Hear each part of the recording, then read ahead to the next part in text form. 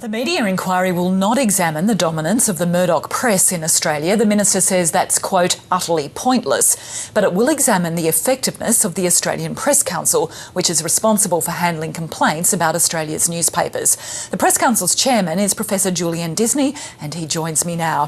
Professor Disney, is this review, led by a former federal court judge and a journalism professor, is this an indication that your organisation, the Press Council, has failed?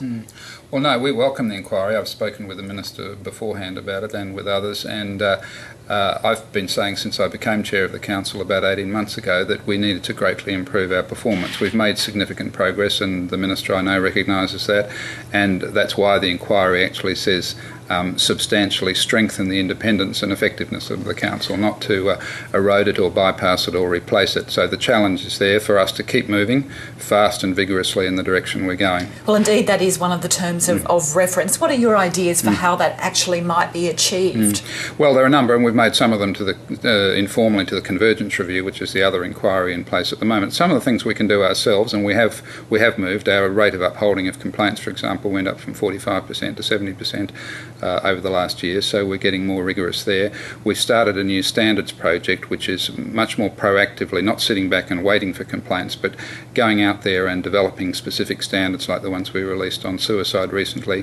We've done consultations, we're in the middle of consultations all around Australia to get a better sense of what the problems are. But we need to make our independence clearer, and particularly in relation to funding. We do need funding from non-media sources. It's not widely known, only a third of the Council are actually publishers, so that isn't sort of so much the main problem, the composition of the Council, and all complaints are heard by a committee which has to have a majority of non-media members. But we need more independent resources, and we need a lot more resources. We have a staff of 4, which is hopelessly inadequate. Well, the opposition spokesman Malcolm Turnbull says this inquiry is a political stunt by the government. He says that the government is just bitter about being criticised by the media, particularly by News Limited. Do you see it as a little bit of a get square, perhaps? Well, I'm no expert on the politics or the motivation. I'll just focus on its impact on the Council, and as I say, we welcome it. It's actually suggesting what we want, which is ways of substantially strengthening us, and some of that needs government action. Some of it we can do ourselves, but some of it needs government action, not just in resources, but in legislation. Well, talking about the government, the Minister, Stephen Conroy, says that he's not interested in a witch hunt, for example, to break up News Limited. He's not interested in an inquiry to attack News Limited, but then he also went on during his press conference today to say that some of the organs of the Murdoch press are running a campaign against the government. Is that sort of comment helpful? And indeed, that is something that is not going to be examined by this inquiry, is it? Well, again, I'll leave it to those other processes. What we focus on is specific instances of where there may be a problem. For example, confusing fact with opinion, misleading headlines. But the government clearly feels really hard done by some sections of the Murdoch press, and the Minister again named one of them, the Daily Telegraph, in Sydney. So where does the Press Council come when there's a bit of a Barney Stoush going on between, a key newspaper and the government of the day? Well, again, we'll look at it mainly by applying our principles, which relate to accuracy and fairness and balance and those sorts of things. And as I say, not confusing fact with opinion, which is a problem that I think is often apparent in newspapers across the board. Has the Press Council received complaints from the government about particular newspapers, for example? Not from the government, no.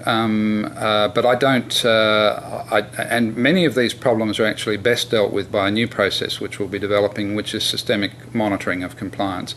Often focusing too much on one particular instance is not fruitful, and it's often a huge task and probably in many ways a fruitless task to try to establish a huge pattern of bias. In terms of bias, you can establish a pattern of more specific things. Look to see is there consistent misstating of facts, consistent misleading headlines, consistent use of unfair means to obtain information. So in applying our principles, which are pretty good, our principles are good. One of the main weaknesses has been in getting them across to the public and to the media and really enforcing them vigorously. Well, finally, just quickly, Professor Disney, the Minister has also floated the idea that perhaps one day all media, print, radio and TV, could come under one regulator. Would you support any recommendation, for example, that suggested abolishing the Press Council and putting one regulator in charge of all media in Australia? Well, we've indicated already to the Convergence Review and more publicly really that we favour, if there's a regulatory task to be carried out, and we don't think all regulatory tasks should be carried out by the one regulator. But if there is one to be carried out, let's say it's to do with news and comment, which is our role, then that should be carried out by the same body across all media and platforms. And we say that should be an independent council, independent of media and independent of government. Now, the Press Council will try to be as good a model of that kind of independent council as we can be. That's our challenge for the next couple of years.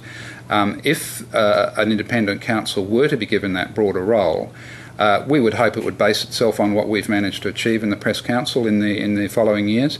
But inevitably it would be very different from the Press Council, if only because there'd have to be radio and television people involved. So my concern is not so much with the future of the Press Council as such.